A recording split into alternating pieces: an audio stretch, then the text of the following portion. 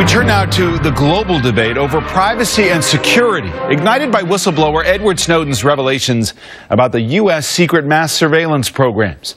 NBC's justice correspondent Pete Williams interviewed journalist and author Glenn Greenwald, who won the Pulitzer Prize for reporting on Snowden's revelations. He's the man who first revealed Edward Snowden's leaks about U.S. surveillance to the world. Glenn Greenwald tells the story of how it happened in a new book, No Place to Hide, and has been talking about it all week. Now it's time for your questions submitted through social media. Helen asks, how much are activists, humanitarians, or those outspoken about government policies targeted, and how?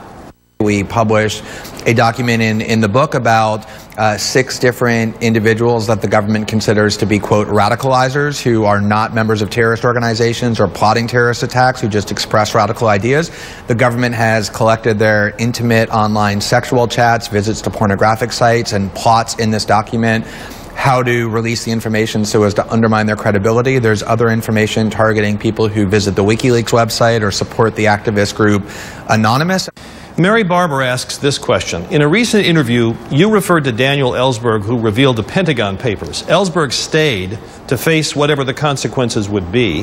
How are we supposed to see Snowden in the same light? He ran like a coward, and Ellsberg showed courage and stayed in the country where he lives as a free man today. How do you reconcile the difference? I think the best answer is from Daniel Ellsberg himself, who in July of 2013 in the Washington Post wrote an op-ed entitled Edward Snowden was right to flee, in which he said that the world inside the American judicial system and American political culture is radically different now as compared to when he stepped forward to go on trial. If Edward Snowden were to go on trial, he would be rendered incommunicado, he would not be released on bail, he couldn't argue his case to the public.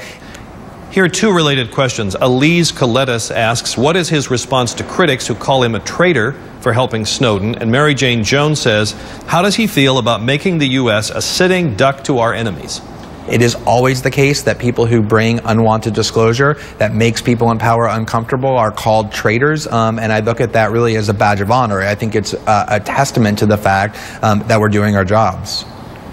As you know, the heads of several U.S. intelligence agencies and also in the UK have said that these disclosures have caused potential terrorists to change their method of communication, which makes it harder to detect. What about that? Does that concern you? This claim that these disclosures have helped the terrorist is the same script from which they always read whenever people shine a light on what they're doing. And I hope nobody is willing to accept it on faith, but instead demands evidence that that has happened, because there actually is none. And Ricardo Ali Fernandez says, first thank Mr. Greenwald, then ask him what is the chance we can get legislation to stop decades of the abusive application of the state secrets privilege and related doctrine, policy, and act abuses. One of the most encouraging aspects of the story, I think, has been that there has been a complete breakdown in the traditional standard divisions between left and right, or conservative and liberal, Republican and Democrat. There has been this extremely, I think, inspiring bipartisan coalition that has emerged that has demanded that there be constraints imposed on the NSA. Greenwald says he has plans to reveal some of the most spectacular documents Snowden leaked on The Intercept, a digital magazine. Its parent company has a collaboration agreement with NBC News.